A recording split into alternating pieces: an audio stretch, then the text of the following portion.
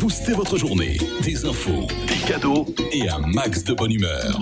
Cap Sud.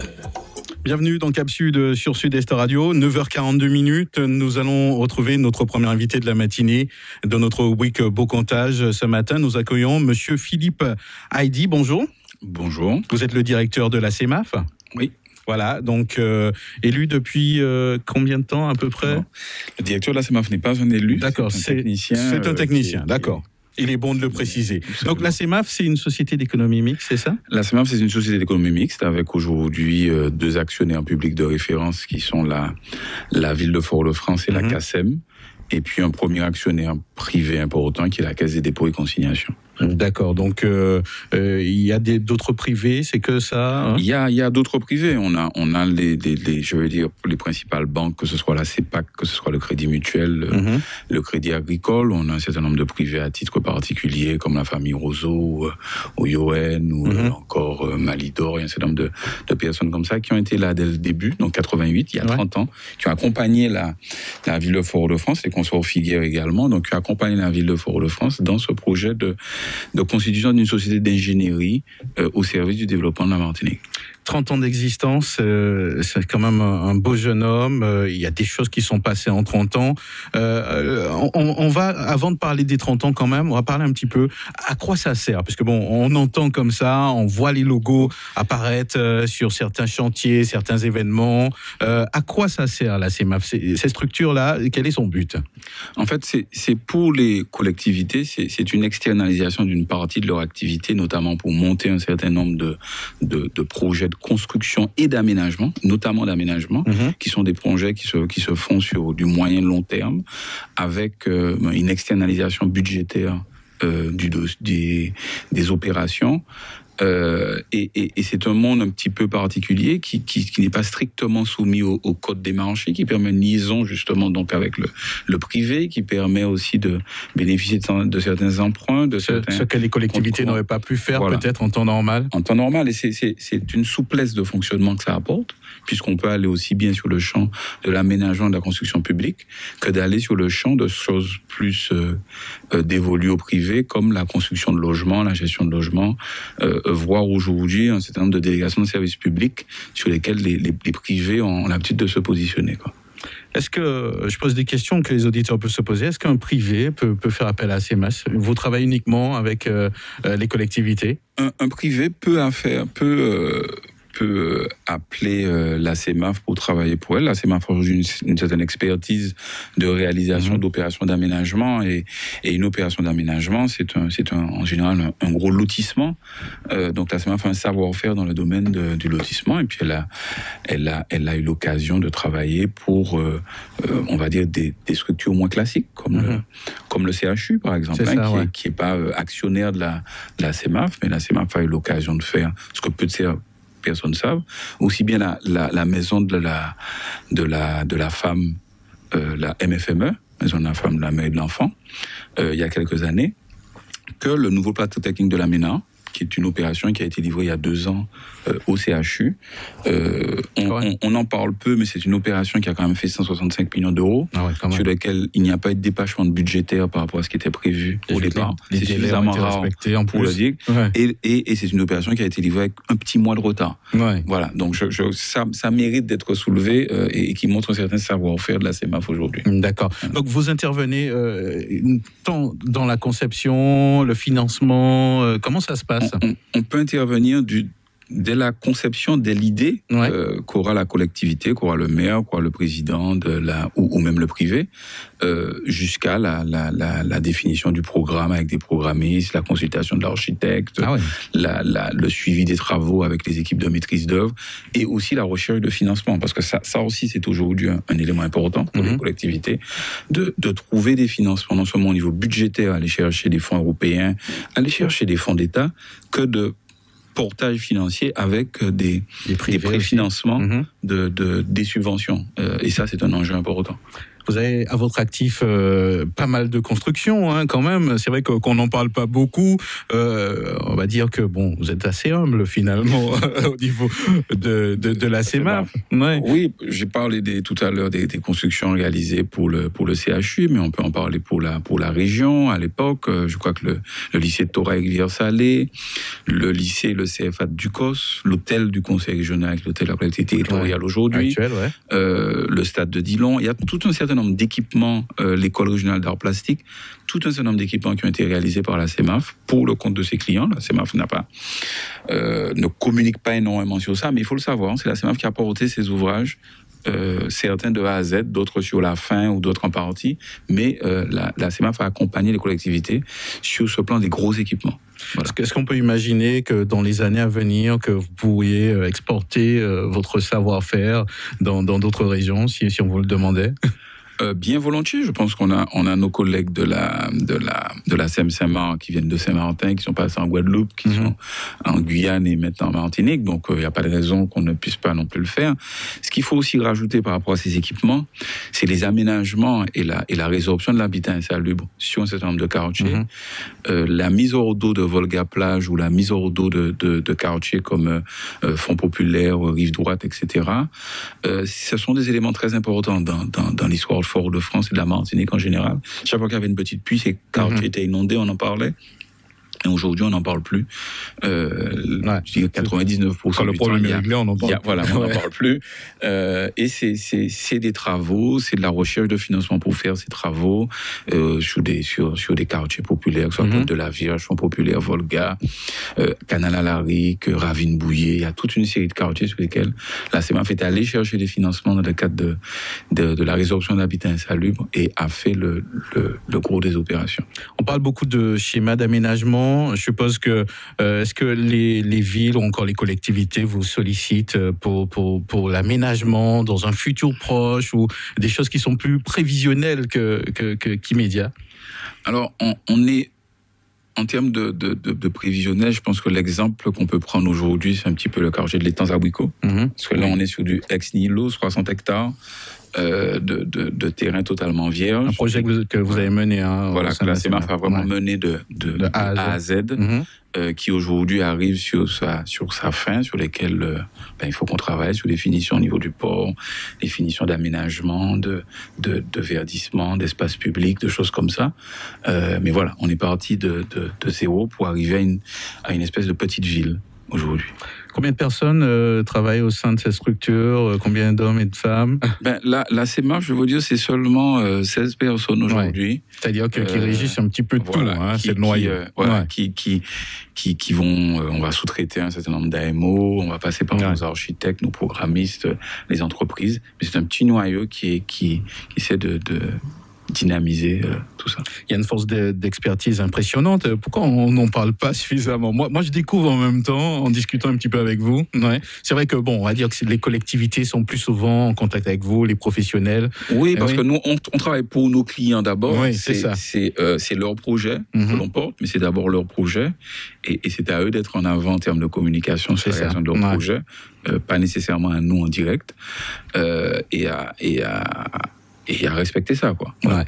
C'est vrai que après, à côté, ne serait-ce que pour les jeunes qui se forment en ce moment, qui sachent quand même qu'il y a des structures comme ça qui existent et qu'il y a des possibilités justement de se former, peut-être, qui sait, d'intégrer des entreprises comme ça, parce qu'on parle souvent qu'il manque de main-d'œuvre qualifiée et peut-être de projets. Finalement, il y en a des projets. Il y en a des projets, et je pense que la célébration de nos 30 ans a été intéressante pour nous, parce qu'on avait choisi d'inviter ceux qui avaient fait la CEMAF pendant 30 ans, hormis nos clients. On avait invité ces collaborateurs qui étaient passés. Certains travaillaient dans des collectivités, d'autres avaient créé leur structure, d'autres étaient partis très loin, etc. Et ça a été aussi une bonne école pour beaucoup de personnes, la CEMAF au fil du temps.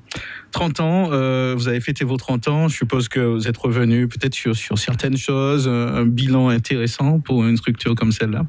Oui, un bilan très intéressant. Je pense que on ne pense pas toujours, quand on fait des zones d'aménagement, on permet à des promoteurs de venir construire des logements, à des entreprises de s'installer, créer de l'emploi, etc. Et on est aussi des créateurs de fiscalité, parce que quand on crée un logement, on crée de la taxe foncière, on crée de la taxe d'habitation pour l'activité. On voit la dépense d'investissement, mais on ne se rend pas compte derrière que ce que l'on génère, c'est une recette régulière pour la collectivité et qu'elle a un retour sur investissement qui est généralement très intéressant pour elle. Si je suis un petit peu votre raisonnement, on a intérêt, bien sûr, à être dynamique, à construire pas n'importe comment, mais à créer de l'activité. Oui, il faut créer de l'activité, il faut faciliter la création d'activité. Je pense que c'est notre rôle aussi. On n'est pas en tant qu'aménageur de simples vendeurs de terrain. On est là aussi pour faciliter les promoteurs locaux, les investisseurs locaux, pour qu'ils créent de la richesse, qu'ils créent de la valeur ajoutée et qu'ils créent de la fiscalité pour nos collectivités. Alors, on va entrer un petit peu en détail sur, par exemple, le projet j'oublie,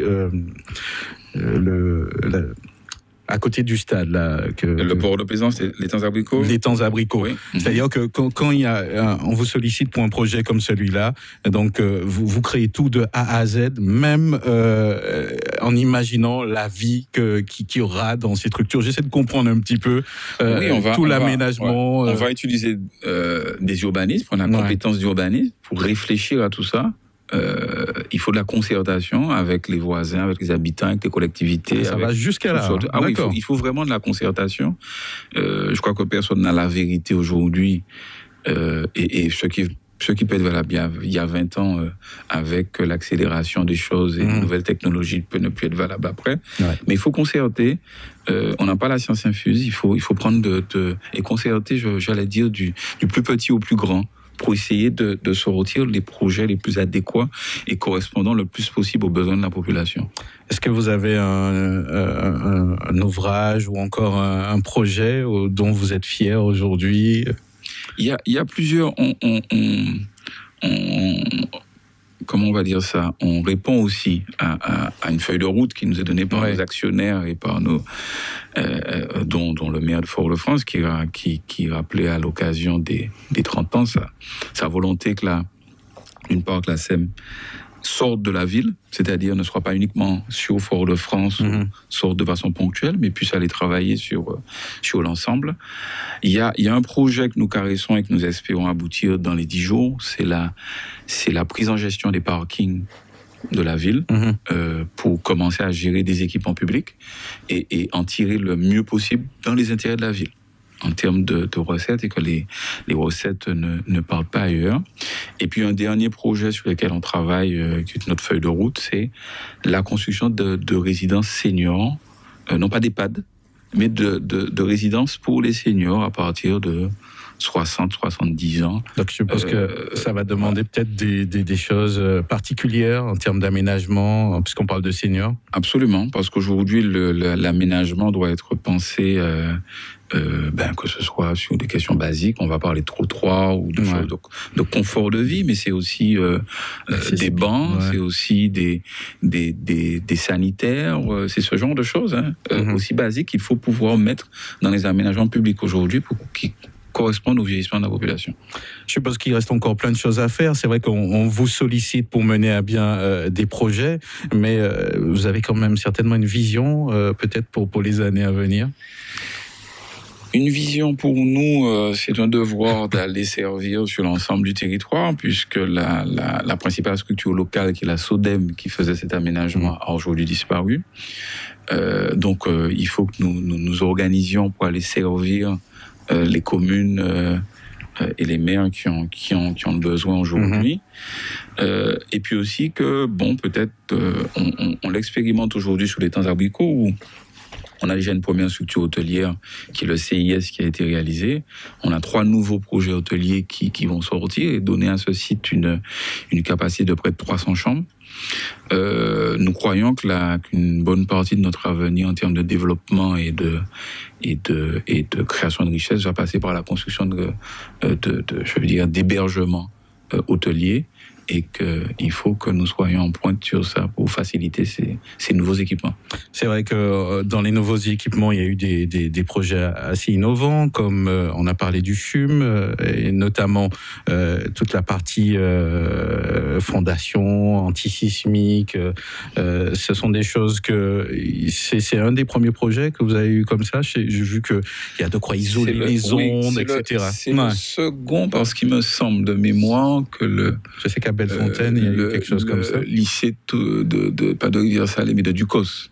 Le CFA Ducos et le lycée, on a dû les faire sur ces appuis parasismiques. D'accord. On a refait sur le CHUM. Là, je ne sais pas puisqu'on est nouvellement attributaire pour la construction du comment il s'appelle encore? Du cyclotron. Puisque le CHUM nous fait à nouveau confiance pour le réaliser. Je ne sais plus si c'est sur le même système, mais on va tâcher d'être aussi performant que sur les autres dossiers. Ça s'est passé comment, justement, cette fête autour des 30 ans et là, ça n'y était pas, mais je compte sur vous pour nous dire quelques mots. Oh, tranquillement, hein, rien d'exceptionnel. On a tenu à le faire dans les jardins de l'hôtel de ville de Fort-de-France, ce qui nous a fait de moindres frais. Et puis à convier nos actionnaires, nos banquiers, les anciens collaborateurs, puis aussi les clients, parce qu'on a un certain nombre de clients autres que les collectivités, puisqu'on vend des terrains dans les opérations de ZAC, et ce sont des promoteurs qui viennent acheter, donc ce sont nos clients. Donc on a beaucoup aimé ce mélange de nos partenaires pour un moment de convivialité. Alors, je ne sais pas si on peut parler des futurs projets, sauf, je sais que il y a des fois, il y a certains peut-être qu'on peut pas annoncer peut-être dans l'immédiat, mais je suppose qu'il y a des choses qui sont en haut, des choses qu'on va voir pousser bientôt dans le pays.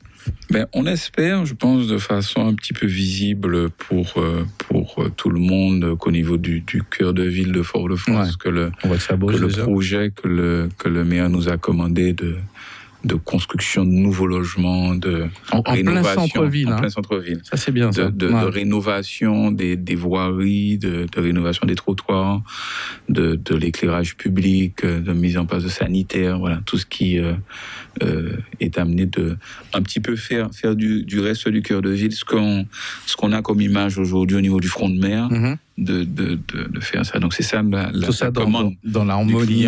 Voilà. Et il faut le faire tout ça en concertation avec les commerçants, en concertation avec les services de la ville, sous l'autorité des services de la ville, etc. On n'a pas l'impression que vous ennuyez à la CEMAF, hein, monsieur Philippe Haïdy. Non, je crois que s'il y a un endroit où on s'ennuie pas en ce moment, c'est bien ça. Et il y a vraiment de quoi aujourd'hui travailler. Et on essaie de se battre aujourd'hui pour trouver les moyens de répondre aux sollicitations des communes de la Martinique. Parce que les maires ont besoin d'accompagnement, ils ont besoin de portage financier, ils ont besoin de l'expertise qu'on a pu développer. Et c'est vrai qu'on a du mal aujourd'hui à pouvoir servir la demande. D'accord. Est-ce qu'on peut dire qu'à l'heure actuelle, on n'a rien à envier à toute structure qui se trouvait hors du pays? On a ce qu'il faut quand même à la Martinique pour réaliser nos projets en termes d'ingénierie? Je crois qu'on a ce qu'il faut. Et quand on n'a pas ce qu'il faut, on a la capacité à aller chercher à l'extérieur le petit besoin qu'on a actuellement. Je pense que sur un cyclotron, par exemple, on n'a pas on fait pas des cyclotrons tous les jours. Certes. On a choisi de s'associer à un partenaire qui lui en a fait beaucoup plus que nous, bien sûr, et de pouvoir faire des équipes comme ça, mais d'avoir le regard local, le regard d'intérêt du pays, la connaissance aussi des interlocuteurs et des problématiques qui va être différente d'un bureau venant de l'extérieur. Un petit mot peut-être pour des jeunes qui écoutent ou qui réécouteraient cette émission éventuellement sur le Facebook. On peut faire des choses, on peut encore se former, il vaut mieux être qualifié, je suppose. On a besoin encore de main-d'œuvre qualifiée. On a besoin encore de main-d'œuvre qualifiée, et puis comme vous le suggériez demain, peut-être que demain la CEMAF ira ailleurs, même que la Martinique, aller travailler. Saint-Martin l'a fait, pourquoi pas nous? Effectivement. Voilà, donc je rappelle aux auditeurs que nous sommes en compagnie de monsieur Philippe Haïdy, qui est le directeur de la CEMAF. On a pu Haïdy quand même. Oui. Haïdy. EADI. EADI, d'accord. Je l'ai prononcé d'une manière anglophone. Donc c'est monsieur EADI, c'est ça. Hein, d'accord, pas de problème. Donc on a pu découvrir un petit peu la CEMAF qui a réalisé tout plein de projets qui sont visibles justement pour les villes, les collectivités. Un petit message avant de vous laisser partir éventuellement, si vous avez quelque chose à rajouter. Non, je répéterai un petit peu on a une ingénierie locale qui est capable de rassembler les savoir-faire locaux, voire d'aller en chercher à l'extérieur pour réaliser les opérations. Je crois que cette structure a 30 ans aujourd'hui, qu'elle a prouvé sa capacité à faire, aussi bien dans l'aménagement de quartiers, dans l'aménagement de zones à vocation économique, et que nous sommes là, nous sommes prêts à répondre aux besoins de nos collectivités, que ce soit nos communautés d'agglo, territoriales, communes, pour répondre aux besoins d'aménagement et de construction d'équipements publics sur le territoire. Vous êtes la seule structure sur l'île, ou il y en a d'autres ? Aujourd'hui, on ne va pas dire qu'on est la seule, on est peut-être la seule qui soit bien portante.